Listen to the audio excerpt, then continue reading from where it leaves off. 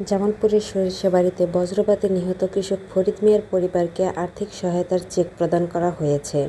বুধবার দুপুরে উপজেলা দুর্যোগ ব্যবস্থাপনা অধিদপ্তরের উদ্যোগে উপজেলা ভূমি কার্যালয়ে এ আর্থিক সহায়তা তুলে দেওয়া হয়। এ সময় বজ্রপাতে আহত আরও 2 কৃষককে চিকিৎসার জন্য আর্থিক সহায়তা দেওয়া হয়। জানা যায়, গত মাসের 4 তারিখ মঙ্গলবার সকালে সাতপোয়া ইউনিয়নের চর সরিষাবাড়ী গ্রামে ফরিদ মিয়া সহ কয়েকজন কৃষক বাড়ির পাশে খোলা মাঠে খড় শুকানোর কাজ করছিলেন। এ সময় বজ্রপাত হয়ে ঘটনাস্থলে কৃষক ফরিদ মিয়ার মৃত্যু হয়। এ সময় আরও 2 কৃষক গুরুতর আহত হয়। নিহতের পরিবারের কাছে 20,000 ও আহতর মাঝে 10,000 টাকার চেক তুলে দেওয়া হয়। এ সময় উপস্থিত ছিলেন উপজেলা নির্বাহী অফিসার শারমিন আক্তার, প্রকল্প বাস্তবায়ন কর্মকর্তা পিআইও শওকত জামিল। পরে অসহায় আরও 2 পরিবারের মাঝে 14,000 টাকার আর্থিক অনুদান প্রদান করা হয়। Sharmin Akter, desk report, Sarishabari.